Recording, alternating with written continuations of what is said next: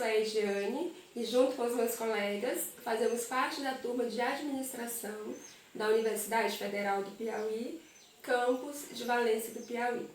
Neste vídeo, nós vamos falar resumidamente sobre o seguinte tema: concepções de Estado, as possibilidades e os limites do estado de bem-estar social frente às crises capitalistas.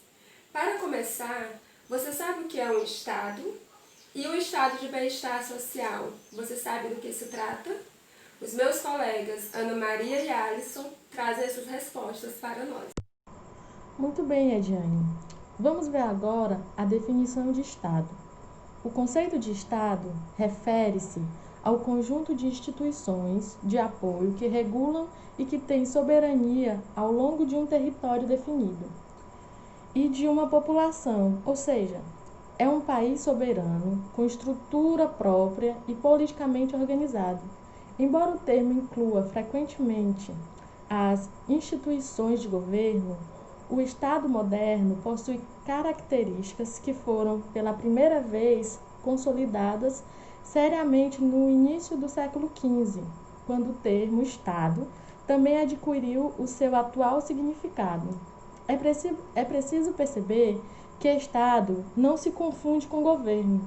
O Estado é organizado política, social e juridicamente, ocupando um território definido, onde normalmente a lei máxima é uma Constituição escrita.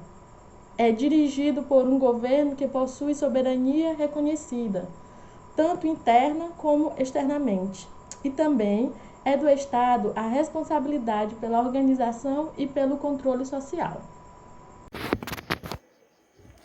Muito bem, Ana Maria.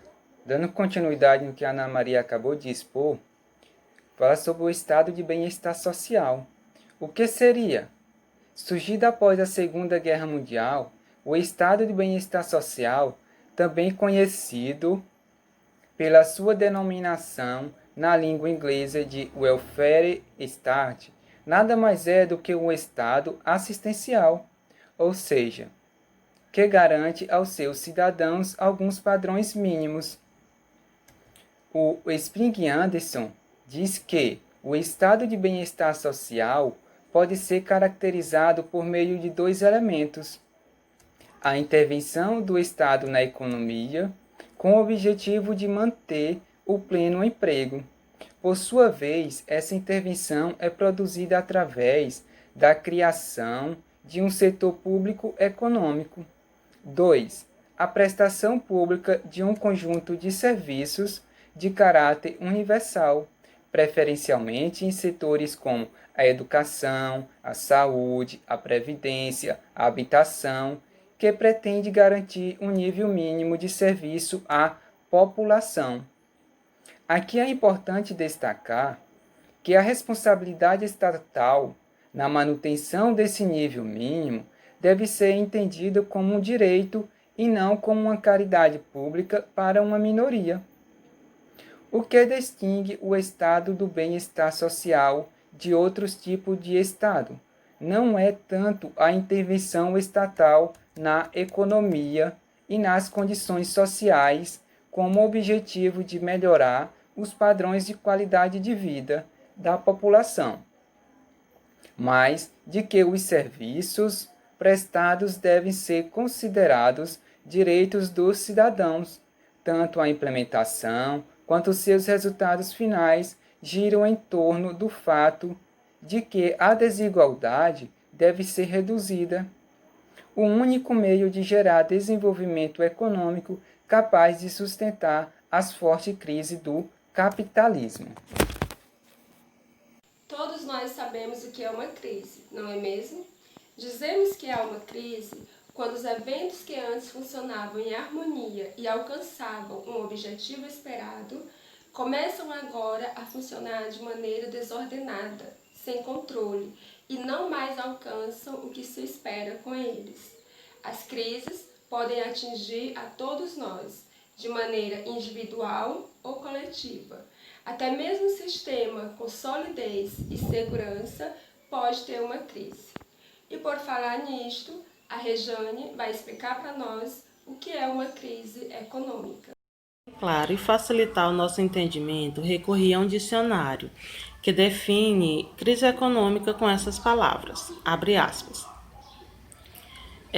Crise econômica é, segundo os dicionários, uma fase de recessão caracterizada por falta de investimentos, diminuição de produção e aumento do desemprego. Um termo que tem significado geral de circunstâncias desfavoráveis, frequentemente ligadas à economia. Fecha aspas. É importante dizer também, Ediane, que uma crise econômica de Estado acaba por ocasionar uma série de problemas sociais devido à ausência de investimentos, comprometendo o próprio desenvolvimento de bem-estar social. Quando há uma crise econômica, são as políticas sociais do Estado que sofrem os primeiros cortes. Bem, agora chegamos ao ponto central do nosso tema. Já sabemos o que é um Estado e o seu papel, e que o nosso sistema, o capitalista, vez ou outra, sofre algum tipo de crise.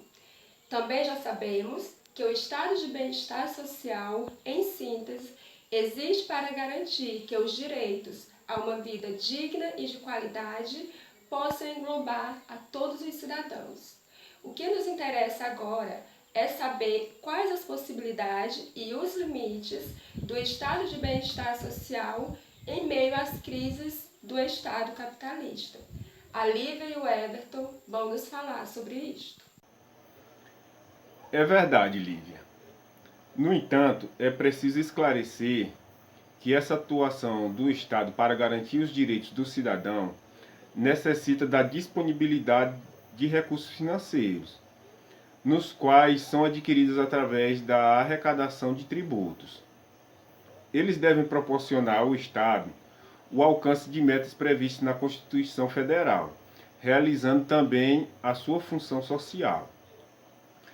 Mas quando o Estado atravessa uma crise econômica, os governos se veem obrigados a decidir entre manter o custo do Estado social, mesmo sendo altíssimo, ou reduzir seus investimentos, mesmo que isso prejudique milhares de pessoas.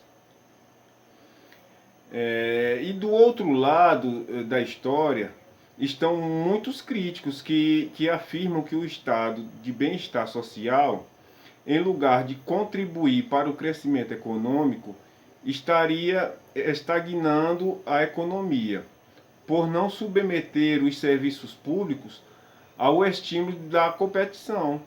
Além disso, os impostos muito elevados reduzem os investimentos industriais. Sem orçamento é impossível garantir direitos sociais. Diante do que foi exposto aqui sobre o nosso tema, concepções de Estado, as possibilidades e os limites do estado de bem-estar social frente às crises capitalistas, esperamos que este vídeo possa contribuir para o seu aprendizado. Meus colegas e eu agradecemos por nos assistir e até a próxima.